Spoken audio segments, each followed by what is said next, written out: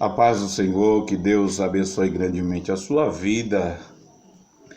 Este é o canal Sobrevivendo pela Fé, aqui no YouTube. Glória a Deus. E nós, hoje, nesse dia 13 de março de 2020, nós queremos deixar uma palavra para você, que se encontra na primeira epístola de São Paulo aos Coríntios, capítulo de número 13 e o versículo de número 11, que diz assim: quando eu era menino, eu falava como menino, sentia como menino, discorria como menino, mas logo que cheguei a ser homem, acabei com as coisas de menino. Nós vemos, irmãos, que o apóstolo São Paulo estava agora mostrando que amadureceu espiritualmente. Nós vemos um Paulo que se chamava Saulo de Tarso, um homem que perseguia a igreja, um homem religioso ao extremo. E este homem, pensando estar servindo a Deus, perseguia a igreja de Cristo, perseguia os ensinamentos de Deus. Nós vemos um Paulo que tinha uma agressividade ao extremo, um Paulo que pediu cartas aos sacerdotes para ir prender aquela seita que estava crescendo de forma surpreendente. Como é que pode aquelas pessoas agora estarem reverenciando, adorando Jesus de Nazaré, um carpinteiro que nasceu em Belém, Efrata, um carpinteiro de Nazaré? Como é que pode alguém estar seguindo, e não só seguindo, dizendo ser este o Filho de Deus, o Filho do Altíssimo? E nós vemos que Paulo, vivendo o seu tempo de menino, sem ter uma experiência com Deus, sem ter um encontro real com o Senhor, Paulo começa a destruir aquilo que não entende, começa a perseguir os cristãos, começa um movimento de destruição. Quantos de nós, irmãos, por não entendermos como é o novo nascimento, como é que se dá, de que forma, quem é Jesus, nós perseguimos uns aos outros, nós defendemos placas devocionais, nós defendemos dogmas religiosos, nós nos tornamos insensíveis ao mover do Espírito, nós discutimos com outros só porque tem um ponto de vista do nosso. Em Atos dos Apóstolos, capítulo 9, está escrito: e Saulo, respirando ainda ameaças de morte contra os discípulos do Senhor, dirigiu-se ao sumo sacerdote e pediu-lhe cartas para Damasco, para as sinagogas, a fim de que se encontrasse alguns daquela seita, quer homens, quer mulheres, e os conduzissem presos a Jerusalém. Indo no caminho, aconteceu que, chegando perto de Damasco, subitamente o cercou um resplendor de luz do céu. E caindo em terra, ouviu uma voz que lhe dizia: Saulo, Saulo, por que me persegues? E ele disse: quem és, Senhor? E disse o Senhor: eu sou Jesus a quem tu persegues. Duro é para ti recalcitrar contra os aguilhões. E ele, temendo e atônito, disse: Senhor, que queres que eu faça? E disse-lhe o Senhor: levanta-te e entra na cidade, e lá te será dito o que convém fazer.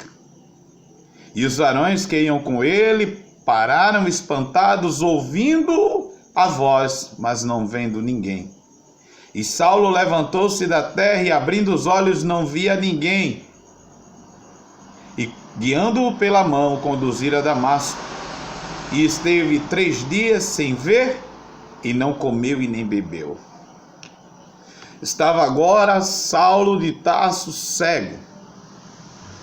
Saulo agora tinha tido um encontro real com o Senhor.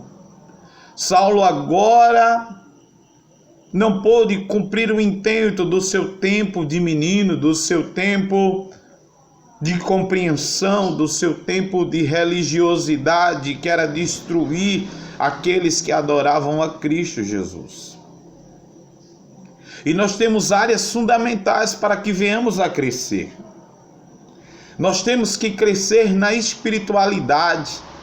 A primeira coisa que Paulo ele fez foi passar 3 dias sem comer e nem beber.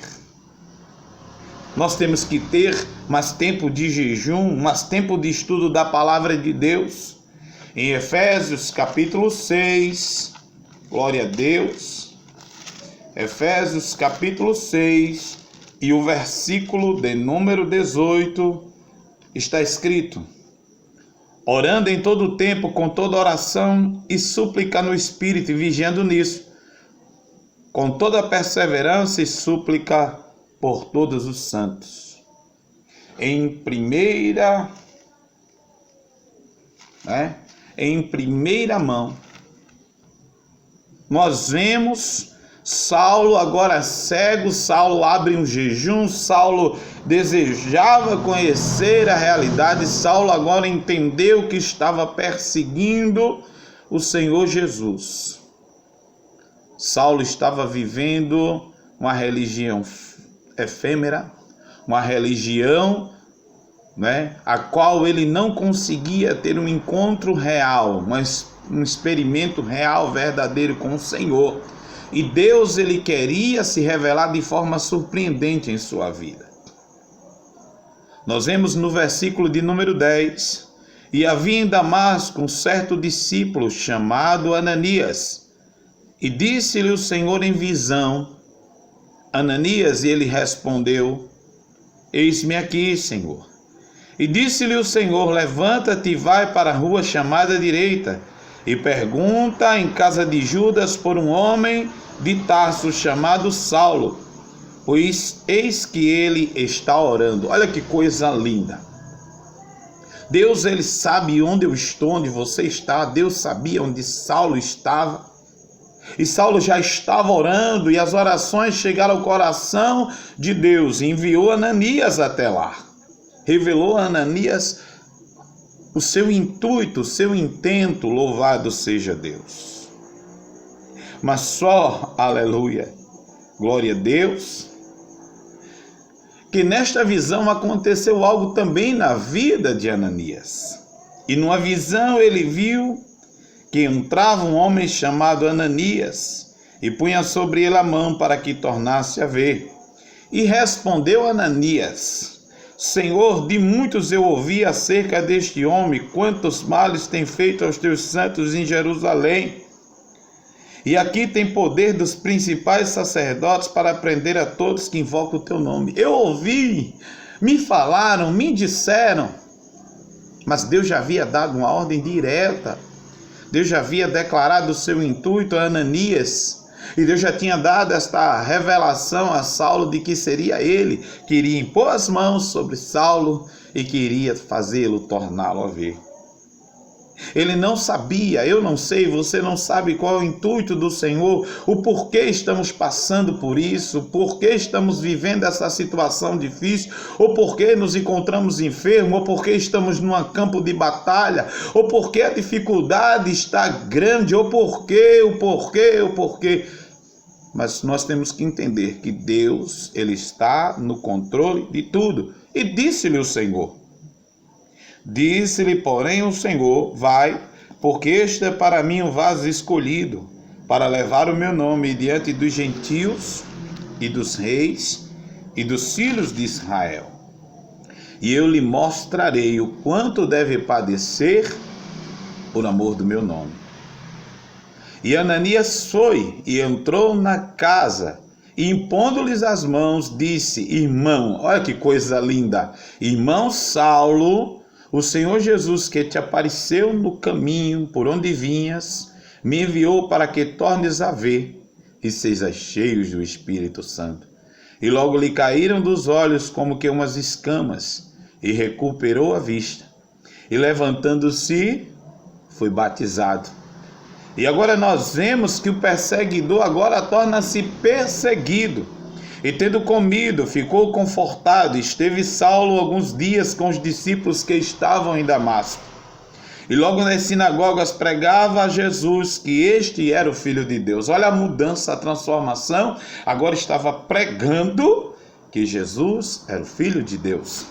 E todos os que ouviam estavam atônitos, preocupados, perplexos. E diziam: não é este em quem Jerusalém perseguiu os que invocavam este nome, para isso veio aqui para levar presos os principais dos sacerdotes?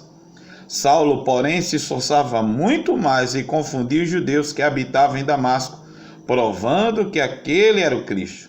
E tendo passado muitos dias, os judeus tomaram conselho entre si para o matar. Mas as suas ciladas vieram a conhecimento de Saulo, e como eles guardavam as portas, tanto de dia como de noite, para poderem tirar-lhe a vida. Tomando de noite, os discípulos o desceram dentro de um cesto pelo muro. E quando Saulo chegou a Jerusalém, procurava juntar-se aos discípulos, mas logo temia, não crendo que fosse discípulo.